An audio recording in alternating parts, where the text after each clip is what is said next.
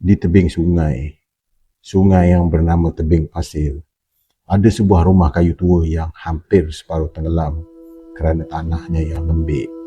Orang kampung berkata rumah itu ada penunggu sejak keturunan asalnya yang hilang satu persatu.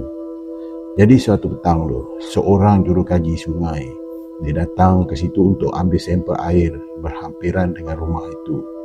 Dari jauh lagi dia dah nampak pintu rumah itu terbuka sedikit, bergoyang perlahan walau tak ada angin pun. Ianya seperti ada seseorang yang baru masuk ke dalam rumah itu.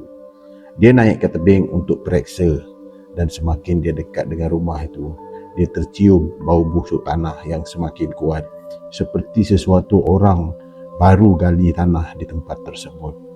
Dan di tangga reput rumah itu pula dia ternampak jejak kaki seseorang, tapi tenggelam separuh, seolah-olah kaki itu berat dan bersalut dengan lumpur sungai.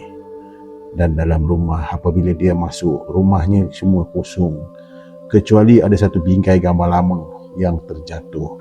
Dan dia mengambil bingkai gambar itu, dan dia melihat di dalamnya ada wajah keluarga tinggal di rumah tersebut, kecuali seorang lelaki yang mukanya koyak keluar. Dan di belakang bingkai gambar itu tertera tulisan waris terakhir akan kembali apabila sungai memanggil.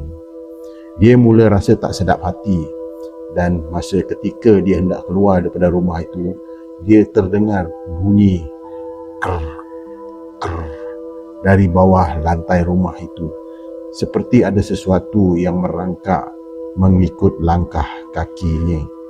Dan lantai kayu itu bergetar perlahan-lahan, macam ada tangan yang menolaknya daripada bawah.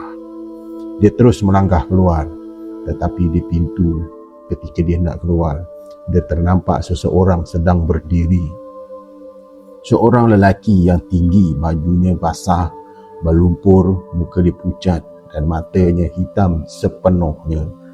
Lelaki itu tak bersuara. Lelaki itu bersuara dengan nada yang serak.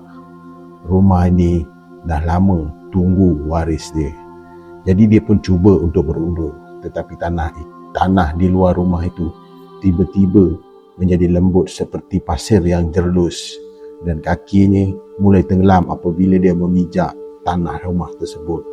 Dan lelaki itu tidak bergerak untuk menyelamatkan dia. Dia hanya memerhati sambil berkata, "Sungai dah memilih, kau tak boleh keluar lagi dari tempat ini," kata lelaki itu.